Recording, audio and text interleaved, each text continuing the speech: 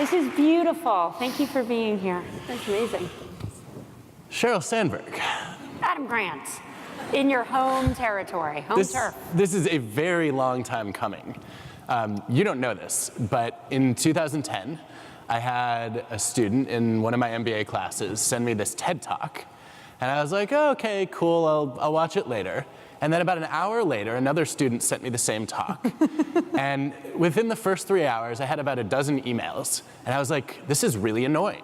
I'm gonna watch this talk. So I clicked on it. I've been annoying you ever since. It's true. But I watched the talk and I was like, oh, this is cool. It's a woman leader talking about women leaders. It's like the Seinfeld episode with the coffee table book about coffee tables. And then I watched a little further, and you were using all these studies, some of the same studies that I talked about in my own classroom. And I was like, wow, this person is kind of awesome. And then I started reading admissions essays, and there were just scores of essays where our students wrote, I'm applying to business school because I want to follow in Sheryl Sandberg's footsteps. And it happened over and over again. And then in the classroom, I would ask, what leaders do you admire? And students would name hundreds and hundreds of male leaders, and yours was basically the only female name that ever came up. And then Lean In came out, and I read Lean In, and there was this sentence that just, it hooked me. There were a lot of powerful sentences in that book, but my very favorite one was the one where you said, I was on a treadmill reading a sociology journal. Sheryl, are you aware that even sociologists don't do that? I'm a geek. I enjoy that. So welcome. It's such a treat to finally have you here 7 years later. Thank you for coming. I'm so glad to be here, everyone. This is really fun.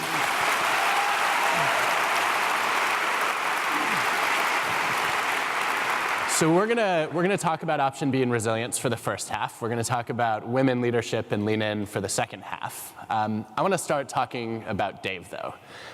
Dave gave me one of the greatest gifts I've ever received in my life, which was an introduction to you. And I wonder if you could just talk to us a little bit about how you met and what it was that made you fall in love with him. Well, let me say again, thank you to all of you for being here. It's really, I feel very close to you all because I'm so close to Adam. I even got to talk on the speaker the other day to one of your classes early in the morning. But it's really nice to be here where Adam teaches and Adam's works, and so many of the great ideas that I've learned, I know Adam's always quoting his students as them coming from them. So it's a real honor for me. I met my husband in 1996, and were any of you born then? I had just graduated from business school. I'd gotten divorced. I moved to LA to work for McKinsey, and I didn't really know anyone. I was moving far away on purpose to try to get away from what was personally painful at the time. And a friend of mine, I was dating someone, he was out of town. A friend of mine was going to dinner and a movie with a friend, so he invited me. And the three of us went to dinner and a movie, and I fell asleep on the friend's shoulder. The friend was Dave. And he thought that meant I was super into him. But he knew then, he learned later that I fall asleep on anyone's shoulder, especially in any movie. Dave became my friend. I think it was right after I got divorced. I wasn't ready to date anyone who was the right person, and I dated a bunch of the wrong person for a bunch of years. And then I said to my mom, I was dating someone and breaking up, and I just said, I don't feel lucky. This person's not, it's not working, not the right person. And then I said, whoever marries Dave Goldberg is going to be the luckiest person in the world. And he was my friend. And my mom said, well, you should really listen to that. And so Dave and I started dating, and then we got married and had 2 children. Adam knew him. Dave was brilliant. Brilliant. Dave never believed kind of what everyone else believed. He always had his own view on everything. And he wasn't afraid to say it, but he never said it in that I know more than you way. He said it in that you have your opinion, I totally respect it. But here's mine, and I feel it strongly. Dave was funny. He played a lot of April Fool's jokes, not always on April Fool's, almost always on me. Dave was a great father and a great friend. And I was lucky for a long time, and then I wasn't. So I remember after the funeral, it was so telling. Instead of, I think a lot of people in that situation would have asked, like, how do I get through this? I've just lost this person who's the center of my world. Your question was, how do I get my kids through this? And I was struck then, as so often, by how other focused you were. When you think about all kinds of adversity or hardship, what are the most important things you've learned about how to get other people through it? I was totally unprepared for tragedy. Dave died suddenly. We had no idea. I found him. I had to tell my children, they were 7 and 10, that their father was gone. And grief, which is something I had read about but not experienced, it's an overwhelming thing. It felt like a void closing in on me. My brother-in-law described it as a boot pushing on his chest, and I had no idea what to do. And I didn't invite anyone to the funeral. I was just in a fog. And Adam showed up. And at the end of the shiva at my house, everyone was leaving, and I asked Adam to stay. And I was like, oh, psychologist. This could be good and helpful. Seriously, I was like, maybe, and I looked at him, and I'm sure hysterical. I was like, what do I do? How am I going to get my kids through this? Like, tell me what to do.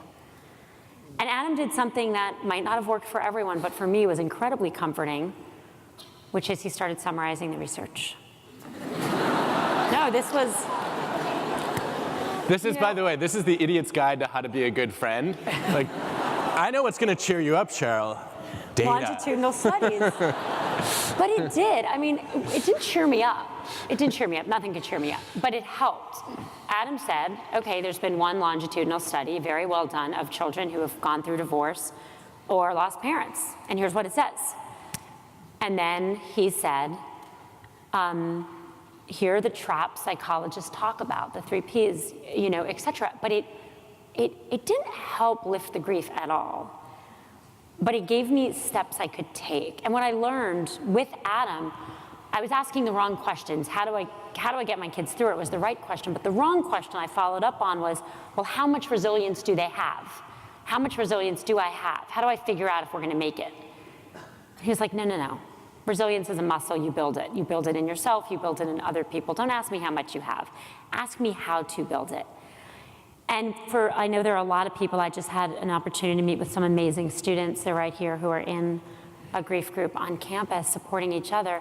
When the grief closes in, it is a complete loss of control. It feels like there's nothing you can do. And there is, in many ways, nothing you can do. So when anyone gives you any steps you can take, particularly for me, ones that social scientists had studied that they knew worked, that was a lifeline. And in many ways, the path to writing option B and forming optionb.org. So let's talk about the 3 Ps, since you mentioned them. I remember when I first brought them up, you were like, why do you psychologists need 3 of everything? Why do they have to start with the same letter? But we talked a lot about the traps of personalization. This is my fault. Pervasiveness. This is going to ruin every part of my life. Permanence. I'm going to feel this way forever. And I wonder if you could just talk about getting through those.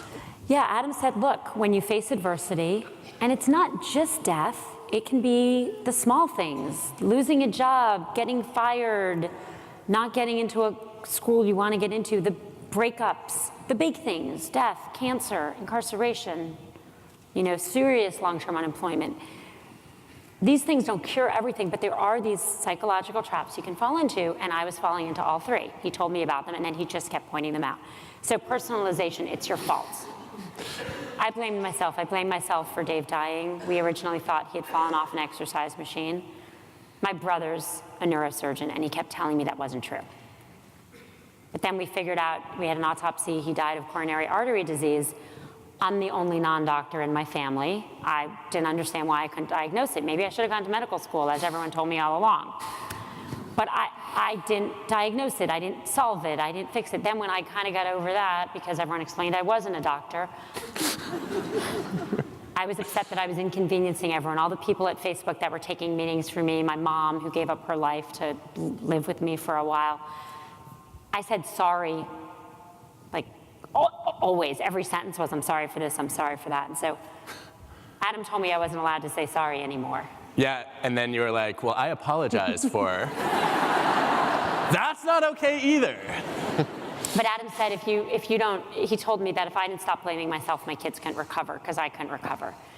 And as we've done the resilience research, and I've learned from such great research Adam's done, it's not just forgiving yourself when it wasn't your fault. It's forgiving yourself when it was. Self-compassion turns out to be hugely important for recovery. We formed OptionB.org and we put this TED Talk up. It's by this woman, and she has a story of another woman who got divorced, and a while after that was going on her first date, and she was all excited. And she gets dressed up, she goes, and the guy leaves after 10 minutes. And then, as she tells the story, she says, the friend said to her, you know, you're unattractive and boring, of course he left. Right, there's the gasp, right? But a friend didn't say that to her. She said it to herself. A friend would never say the things we say to ourselves. Our friends are usually so much nicer than we are to ourselves. And finding self-compassion, there are tragedies that happen that are people's fault. And Adam and I on purpose included them in this book. And those people have to forgive themselves too. And that doesn't mean anything anyone does is okay and there's not real responsibility and there shouldn't be real punishment. That's not what we're saying. But what we're saying is when things happen, we have to find self-compassion. Speak to ourselves as we would to a friend. And men and women do this more, but we speak to ourselves much more meanly than we would ever to a friend.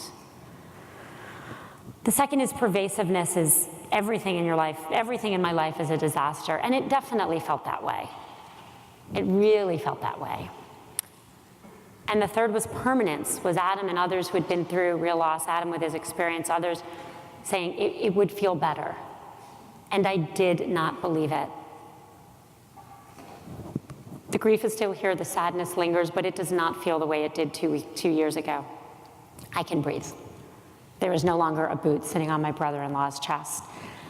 And we want people to know that those are the traps so they can help get not just themselves, but other people out of them. You said, I think a long time after we began the discussion about the 3 Ps, you said, I wish I had known this when I was in college and in business school. Can you tell us more? Yeah, I think these are actually really good thoughts, traps that you can all avoid, right? My first day of work after college, I went to the World Bank. Someone asked me to enter data into what was Lotus 123. It's a spreadsheet. I didn't know how to do that, even though I studied economics. And the guy who's a professor said to me, I can't believe you got this job not knowing how to do this, and left the room. So I went home crying to my 3 roommates from college and said, I'm about to get fired because the guy I work for just said I shouldn't have gotten the job, and it's only day 1. But it wasn't pervasive. I wasn't bad at everything. I was just bad at spreadsheets, and I learned. And then when I got divorced, I got divorced young and early. I was 25. I thought I was the biggest failure in the world. And I thought I would never recover. It would affect all areas of my life. And it was my fault. And so just applying those lessons to even the small stuff I've already found can make a really big difference. So let's talk a little bit about some of the discussions around how to imagine alternative paths. I remember just a couple of weeks after Dave passed away, we were sitting in your family room with your mom, and I told you that you should imagine how this could be worse. So you all know this. Adam's one of the most brilliant people I've ever met. But when he said that, I looked at him like he was absolutely insane, right? I mean, how it could be worse? I just lost my husband, like suddenly with no warning. And he said, well, Dave could have had that same cardiac arrhythmia driving your children. And that happens. It happens to people. And the minute he said it, I was like, I'm good. Kids are alive. I'm fine. Right? I mean, that thought, I could have lost all 3 of them. And it's so counterintuitive because you would think that if you're trying to recover from hardship or tragedy, you should think positive thoughts.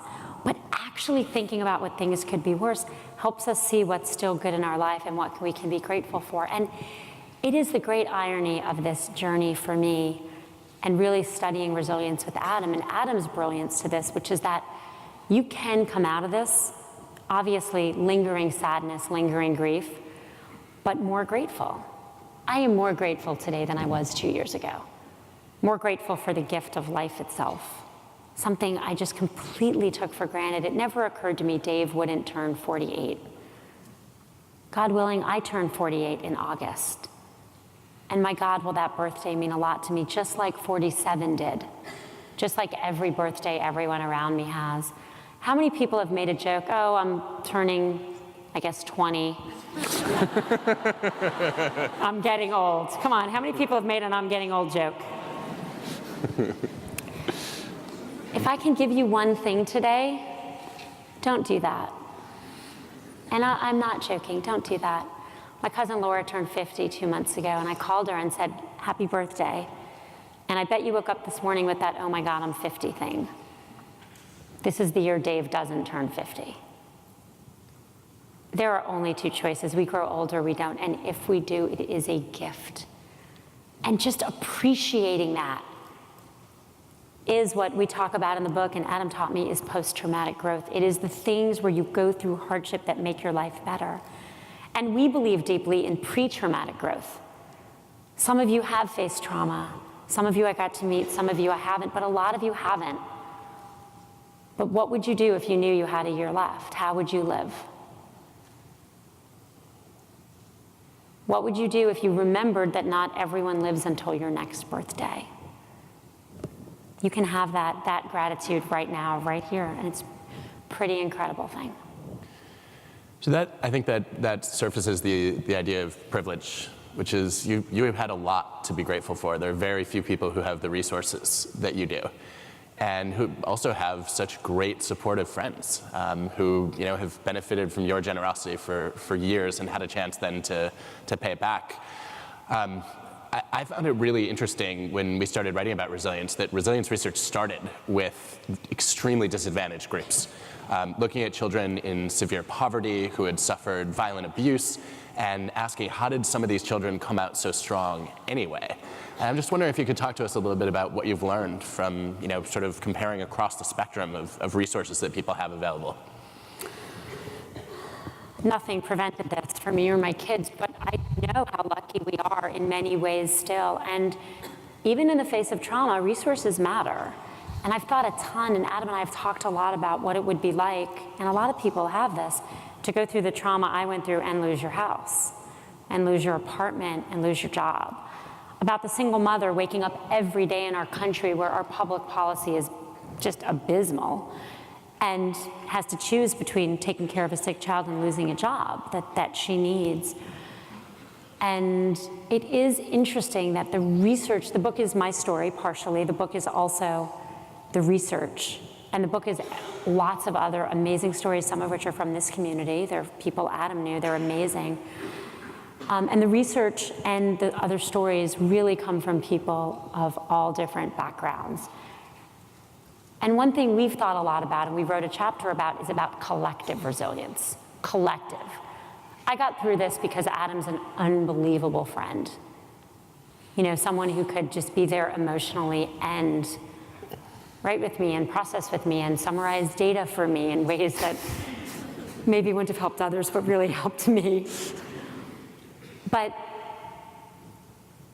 we build resilience in each other, and there are a lot of programs we talk about in the book that work with severely disadvantaged population. The Nurse-Family Partnership is one example. These interventions where they go to underprivileged families and they start visiting homes from pregnancy till 2 years. Those people 15 years later have half the incarceration rates or more than that. I mean, the numbers are outstanding what happens, and it just shows us that we have a deep responsibility to help prevent hardship, because hardship's not evenly distributed. Racism, disadvantage, poverty, those people who face that have more violence, more death, more job loss, all of these things that cause more illness. So we need to prevent that hardship in the first place, but then we need to help rebuild. And one of the things we are talking about is both the public policy, the corporate policy, but also trying to talk about and teach how we build collective resilience, because we have a responsibility to do a lot more than we do as a society. In terms of what we can do as individuals to support other people who are suffering, I remember being a little stunned by a few of the, the comments that you faced. The friend who said after a year, gee, aren't you done with that grief thing by now? Or the other so-called friend who said, you're just too angry and sad, it's hard to be around you. And I'm wondering if you can talk a little bit about what you learned about how to be a good or supportive friend. Adam's joked that there's a whole section of self-help books, but there's no help other section. Help other section. We want our book and what we're doing with optionb.org to be in the help others section. And I realized I got a lot of this wrong before. Before I lost Dave, if someone was going through something hard, I would mention it the first time, maybe. I'm so sorry. And then I would never bring it up again because if they wanted to talk, they should tell me and I didn't want to remind them. That's ludicrous. You can't remind me I lost Dave. I know that. And you can't remind someone she went for chemotherapy this morning. You can't remind someone that his dad just went to jail. They know. And I'm not saying that every person will want to talk every time, but you can always acknowledge and always ask. I know you're suffering. I'm here if you want to talk.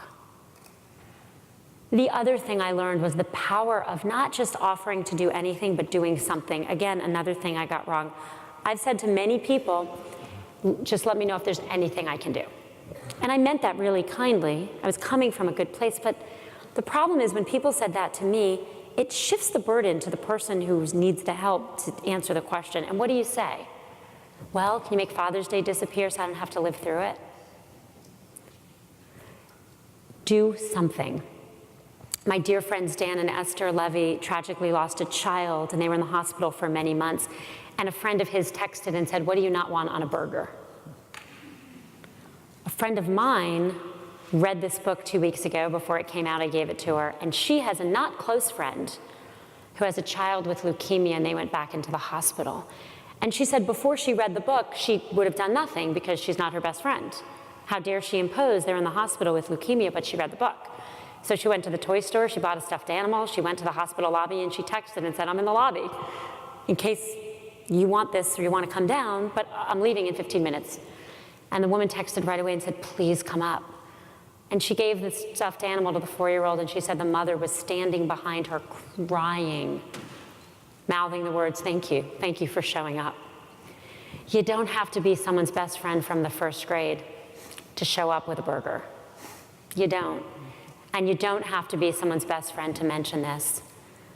Asking is always right. It won't be the right thing to show up in all circumstances, but a lot more showing up and a lot more acknowledging would help a lot of people. You were determined early on to make sure that you found joy. And I remember in the Facebook post you wrote, my least favorite sentence was, I will never feel another moment of pure joy again. I tried to talk you out of writing it. You wrote it anyway. You clearly should have listened to me. I'm so often, when Adam and I disagree, he's almost always right. It's true. I will say one of my moments of joy is proving you wrong. But in this case, I would have preferred not to have to. But I think that it was actually really interesting that you said, despite that, right, I'm going to search for joy, even though I don't believe that I'm going to find it. And you have found joy. Can you talk to us a little bit about how? Well, it wasn't easy, and one of the sentences we write in the book that I really love is that joy is a discipline. It takes work, and it definitely takes work post-loss or grief, and it takes work for a lot of us anyway. About 4 months after Dave died, I went to a bar mitzvah, and a childhood friend pulled me on the dance floor, and we were dancing, and a minute in, I basically broke down. Kind of had to be taken outside. It's kind of embarrassing. And I didn't know what was wrong, because it felt different than the grief I had been experiencing for 4 months, and then I realized, oh my God, I was happy for 1 minute, 4 months later. And then the guilt just washed through my body, just the guilt. How could I be happy when Dave was gone? How dare I be on a dance floor? And around that time, my brother-in-law called me crying on the phone, and he said, all Dave ever wanted was for you and your children to be happy. Don't take that away from him in death. So that was the permission. I needed permission to be happy. And I gave it to my kids early. I said, Daddy would want you to play. Daddy would want you to be happy, but I hadn't given it to myself. But then the question is how? And Adam really helped me. The day after that bar mitzvah, I came here with my kids and I told Adam how I collapsed at the dance floor. He's like, of course you did. You don't do a single thing that would make anyone happy, right? Yeah, you're working, you're taking care of your kids, and you're writing about grief in a journal. Like, sounds delightful. But what Adam said is that I thought happiness was going to be the big things. We think happiness so often is, getting into Penn or Wharton, getting a job, having a kid. But happiness is the daily stuff, the small stuff. And Adam said, start doing things that are more fun. Even those that remind me of Dave. I took things back. My kids and I started playing Settlers of Catan again, even though Dave and I had been playing right before he died. I started watching TV again, even though Dave and I watched TV. Well, hold on. Sheryl Sandberg watches TV. Yeah, I do. I used to every night, but then I didn't because it reminded me of Dave. Everything fun reminded me of Dave. So I did none of it, but I took things back. I took back Game of Thrones, even though I don't really understand it now that Dave's not there. Oh, and you all don't either. It's very confusing. Unless you read the books, which Dave did, there's no way you understand who every little character is. And they die so quickly, you can hardly remember them. I took back Scrabble. Dave played with his brother Rob. Dave and Rob played, and now Dave and I played, and now Rob and I play. But I also started noticing, Adam suggested I write down 3 moments of joy in my journal before I go to bed. And I started doing it, and I still do it. And they weren't big. Had a cup of coffee. Someone told a joke. My son gave me a hug without being asked. Maybe hinted at, but not asked.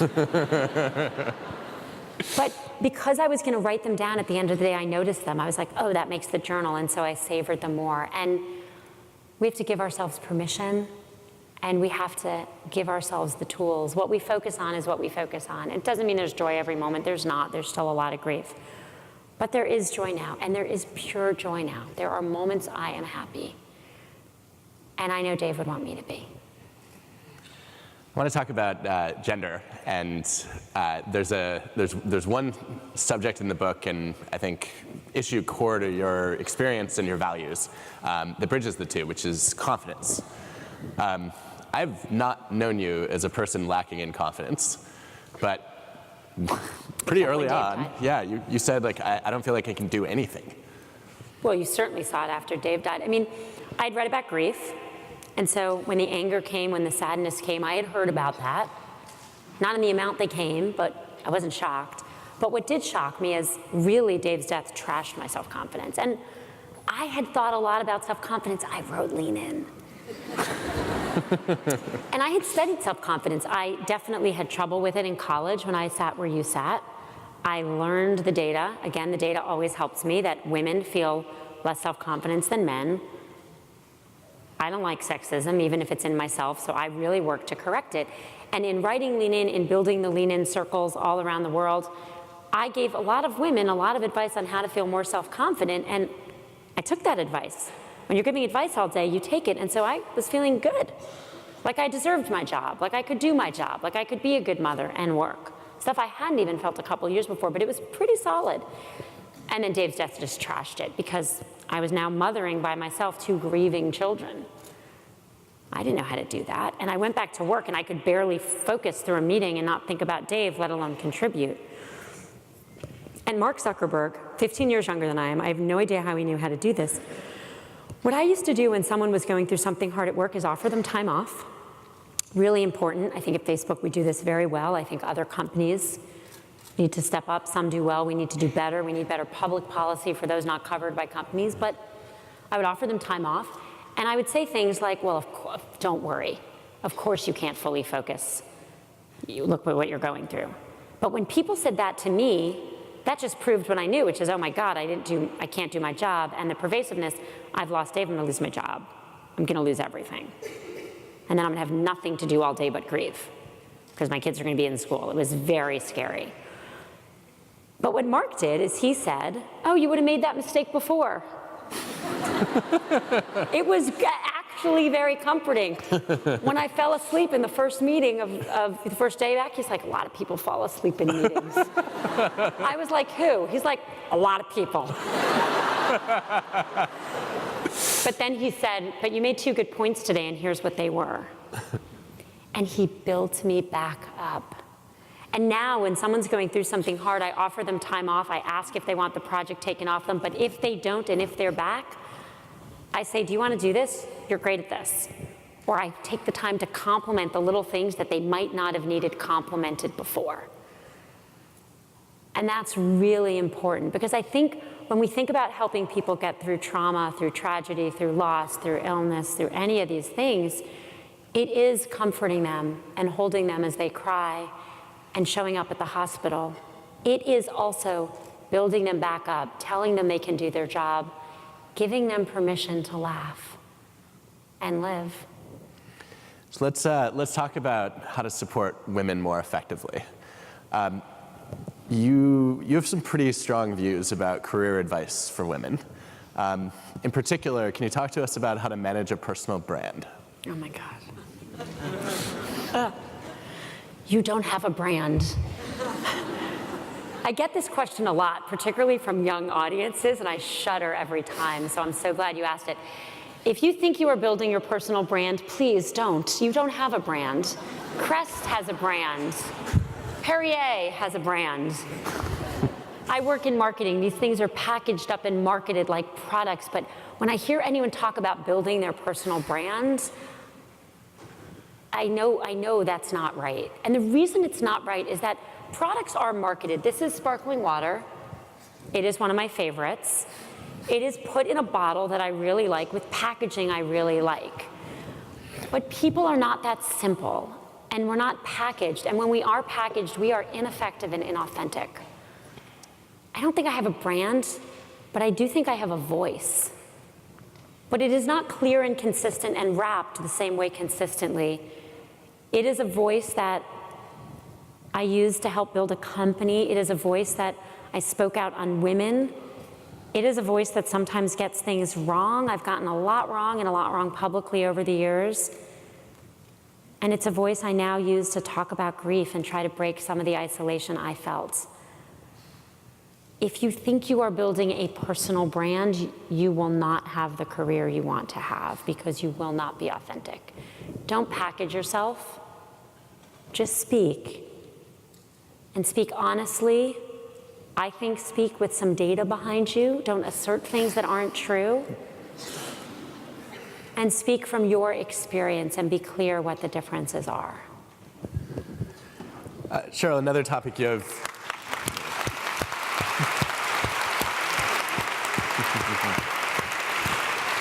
Another topic you have strong views about. We know that women get much less mentorship and sponsorship than men do, and you want to change that. Yeah, it is amazing. One of the things that happens pretty frequently to me, but does not, it's always women, is women will say, can you be my mentor? Women I don't know. And I would love that to be the case. But men never say that, and I really can't mentor someone I don't know. And no one really can. And I find it so striking that women ask that all the time and not men. The other thing, and this one I hate just as much as I hate the brand thing, is, will you be on my personal board of directors? No. No, no. You don't have a personal board of directors because you're not a company. Much like you're not a bottle of Perrier. You're not a product. And I really feel strongly about this. I have mentored a lot of people. I mentor a lot of people. And they are people that I've met through work, through organically, who also are working on things with me. If 2 people start Facebook today, and this happens all the time, I will try to see anyone I can. 3 months in, one person comes to see me and says, you're really important here, so I'd like you to help me. I'll try. But 3 months later, someone else comes and says, I've been working here for 3 months or 6 months or 3 years, and I've noticed this, and I think we got this wrong, or I think you've got this wrong, or I don't understand why we do it this way. I'm so much more likely to mentor the second person because the second person just made a really good point. Or a third person picks up and solves a problem. If you ask someone to be on your personal board of directors, you are asking them to do for you. And you're not giving them any tools to do it. The way we build the relationships where you really mentor people are by working with them and by helping them.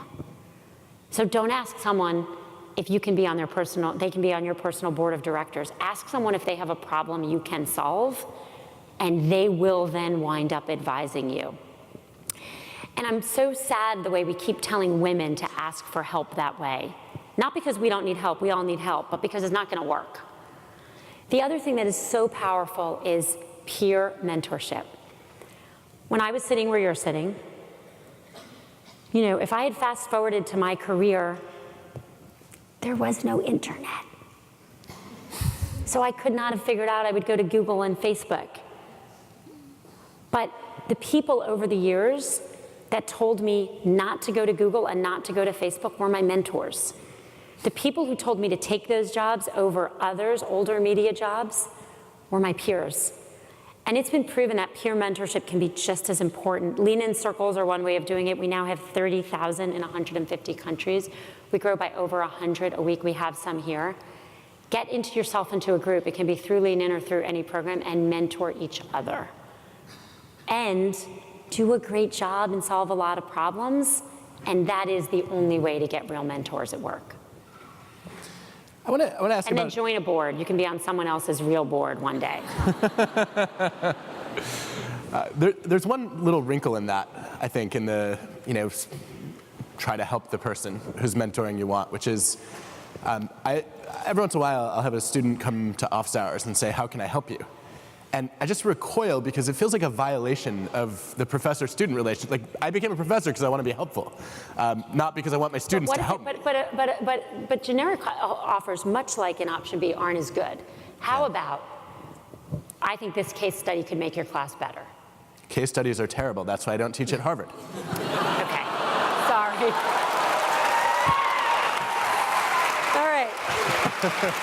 Okay. Went to the wrong school.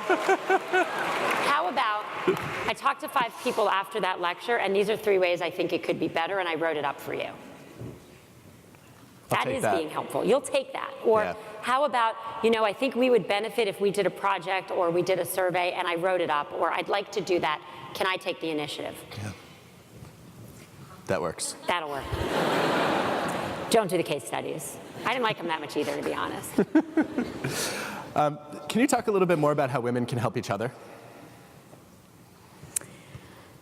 Yeah, and I think this is really important. I think there's this myth out there that women don't help other women, and it's grounded in some reality, and it's historically. Historically, if you were the one woman or 2 women, there really was room for one promotion because it was a situation where there was going to be one woman in the room, if any. So historically, there was, I think, the queen bee syndrome people talk about, but I don't think that's true anymore. And one of the things that happens is that women get less credit for the ideas they put forward. Women get less credit for the work they do. And if you're a man and you take credit, that usually goes pretty well, or at least better for a woman. If you try to take credit, that's badly. But saying, my dear friend Mindy is here, she's an alum. Mindy did a great job on that project. That is a win-win. I look communal and helpful, and I'm supporting someone else. She gets the credit she deserves. Jumping in and helping Mindy with, we're going to do this together. We really can help each other. It's also an easy way to point out the biases which exist. They exist everywhere. They exist at Facebook. I'm sure they exist in the classroom here. Going to a professor and saying, the women are getting interrupted more than the men. Sometimes it's easier, it's great to do it when it's you, but when it's not you. I just watched these 3 women get interrupted today. We speak for each other and for ourselves. I don't want to dissuade anyone for speaking up for themselves, but sometimes we're not as good at that. Helping each other is a very good path to correcting bias, building careers. That speaks a little bit to the biases that often hold women back. And I will say, I've had, over the past few years, quite a few undergrads and MBAs, men come by and say, look, I understand that there's supposed to be a lot of biases that, that may hurt women, but I don't think those exist today the way they used to. And also, I see all these, like career recruiters, OCR people coming and like creating special opportunities for women. That feels like it's disadvantaging men. And I always want to say back to them, look, if you actually read the data, I'm pretty convinced that there is not a single white man who in a lifetime will face the same kind of bias that a typical woman does in a week. But particularly a minority woman. Especially, but it's often hard to make that case. And I'm wondering if you could talk a little bit about how you view those situations that feel very zero-sum. No, we do. We know through the data that that white men, particularly young white men, believe that the deck is stacked against them because there's a lot of talk about diversity. Someone asked me that, who was a young employee at Facebook, and I just looked at him and I said, God, if we're biased for women and minorities, do we suck? Right? Because we don't have enough women, and we don't have enough underrepresented minorities in senior ranks. So if we're actually biased, we're doing it really badly.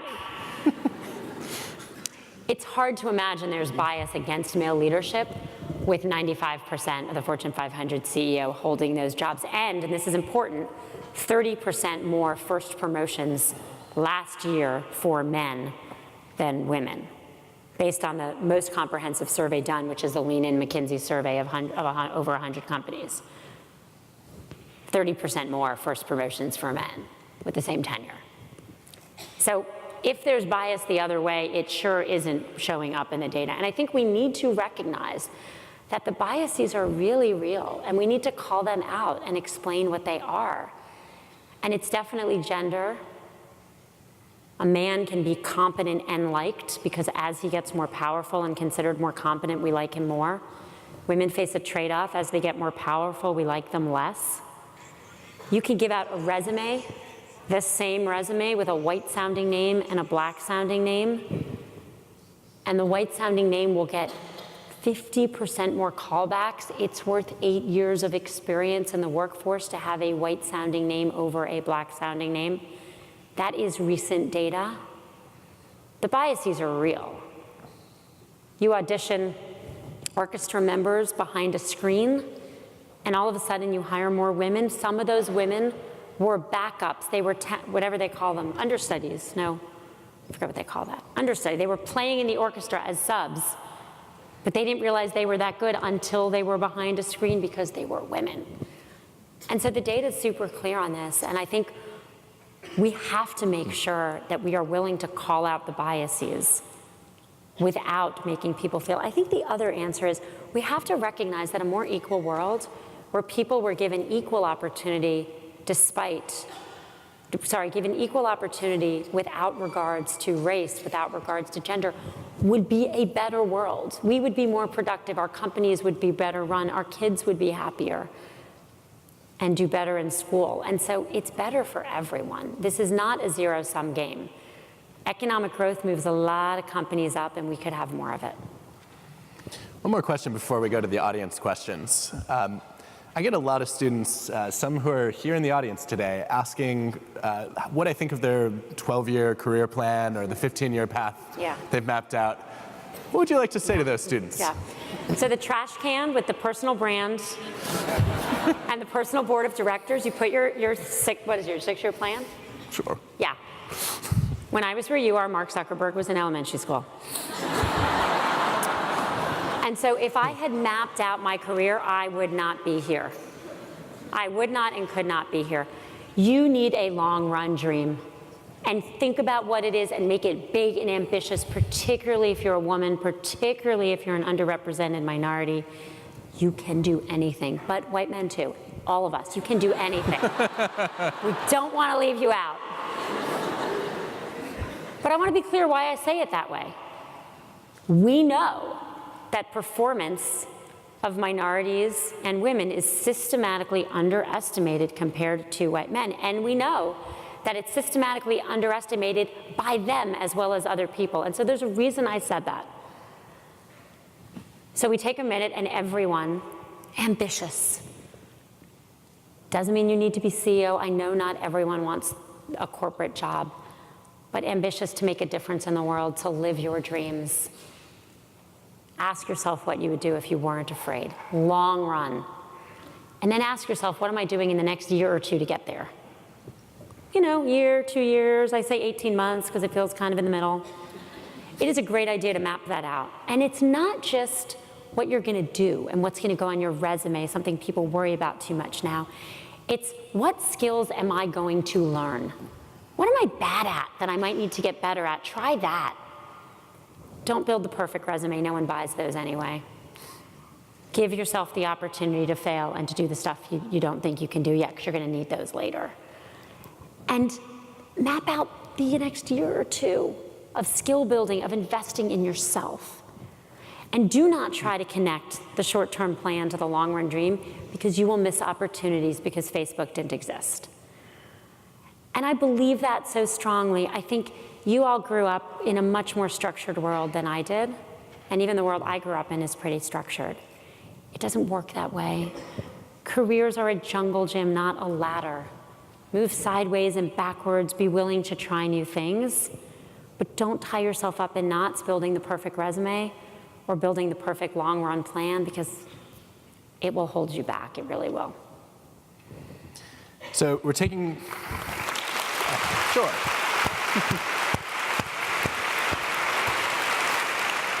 We're taking audience questions. We have a really interesting platform called Facebook that you can use to submit. You can submit them on the Authors at Wharton page for those who are interested. We have a bunch already. So here's one that I like. I'll add a little bit of color to this too. Facebook has redefined what it means to be a friend, or at least broadened the term friendship. And I will say this took on personal meaning for me when one day you introduced me as your friend, and I didn't realize we were friends. How do you actually define a friend, and what do you think of when you think of friendship? I mean, there are your closest friends, your more distant friends, but I think a friend is someone who has your interests at heart and wants things to go well for you, and someone who will be there when things are hard and celebrate when things are good. Go on. I mean, I think that's it, actually. I think it's pretty simple. It takes different forms. We need different things from our friends over different years, but. Do you have a term for those people who are like in between friend and colleague or acquaintance? I don't know if I spend a lot of time thinking about what you call that, but I think it's nice to think of the world as filled with a lot of friends. I think losing Dave taught me that there's a lot I could do for friends. There's a lot they did for me. It's a pretty special thing to have people that care about you and have the people you can keep in touch with over the course of your life. There are several people who want us to talk a little bit about the process of writing option B. My recollection of it was I would receive usually a journal entry from you, and then read it and give feedback, and then I would draft some research, and I would get like a lot of track changes about 4 seconds later. And I'm wondering what you remember from it. I mean, so Adam and I, it's been for me one of the best, if not the best collaborations, certainly writing I've had in my career. We wrote together before. We wrote a New York Times series on women in leadership based on the data and experience. And this book really has 3 parts. It's my story, which come from my journal entries. Not everything, of course, I don't share everything, but some of that. And some research, and Adam always wrote the first draft of that. And then a lot of other people's stories of just amazing people who have faced all kinds of adversity and learned a lot that they can share. And we kind of split writing those up. And I know that as much as Adam helped me get through this and is still helping me because I'm still getting through it, the process for me of writing was so important. You know, I like writing the first drafts when I do. I like editing. He likes writing. He likes editing. Finding one voice was hard. We wrote the book. We started writing it as we, because it really is we. We both wrote it together, but it couldn't read well. So much of it was my story. So we went back to first person singular, and Adam, I say Adam. that part's a little weird, but there was like no other way to do this. But the writing process itself was, for me, was really, really a fun one. Two final questions. One is, can you tell us a little bit about how you would go back and live college or business school differently? Oh my God. Yes, I'm so glad to get that question. My son, his basketball team lost the playoffs. And all the other little boys were pretty upset. This happened a few weeks ago, and some were crying. And I said, "Are you okay?" And he was, "Mom, this is 6th grade basketball." I'm fine. But what he was saying was that his friends hadn't lost their father. So they thought it was a super big deal. I am sure there are students here that super big deal things are happening to. Some of you are losing parents. Some of you do have cancer. Some of you are facing life-threatening illnesses. But the rest of the stuff, please, some perspective. Students are so nervous. I promise it is not going to matter to your career if you are elected president of whatever club you are forming. And it's not really going to matter, I hope this is okay, Dean, if you get like an A or a B or whatever form you use for that, if you even have grades here. Do you have grades here? Just checking after the whole case study fiasco. But most of everything I worried about in college and business school was silly. And that doesn't mean, I'm not trying to belittle it at all. I'm not. I know the breakups are real. Working hard on classes are real. It just doesn't have this importance I thought it did. And perspective would have made me understand it better and deal with it better. And I do think for whatever reason, students today, and I do interact with a lot of them, we do a lot of recruiting, are anxious. And like I have something to tell you, you guys go to Wharton and Penn, you're gonna be fine. There are a lot of people in our society who are gonna have a hard time getting jobs. That's not you. It's very clear, that's not you. And so some laughter, some perspective, do the stuff you enjoy, you will be better at it, will help you a lot. And I wish I had known that more when I was in school. What I would do to take art history now. I mean, what a fun thing to take. It was harder for me than the economics I majored in. I stressed a lot. Now I just wish I enjoyed it, because when I go to museums, I don't remember stuff, and I think that's because I was so nervous about it. So Cheryl, in closing, you're the leader I admire most. But more than that, you're the friend for me who has redefined what it means to be a giver.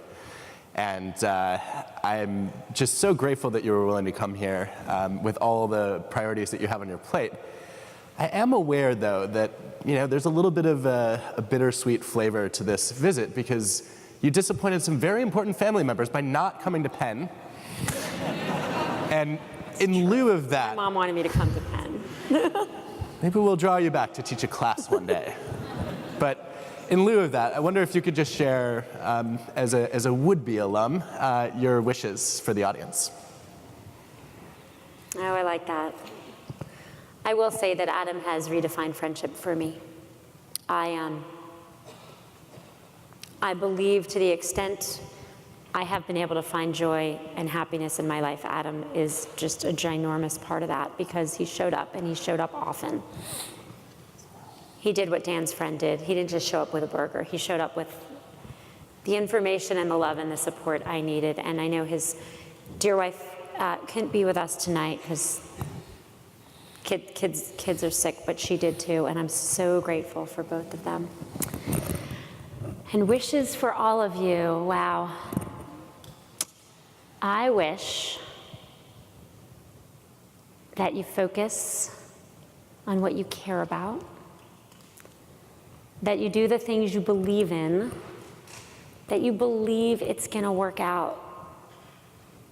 Even when it didn't work out, when I lost my husband so suddenly,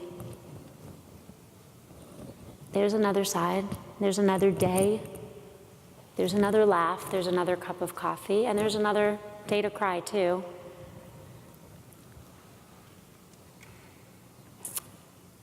last year, right around now, Dave died on May 1st. It was 11 days before May 1st.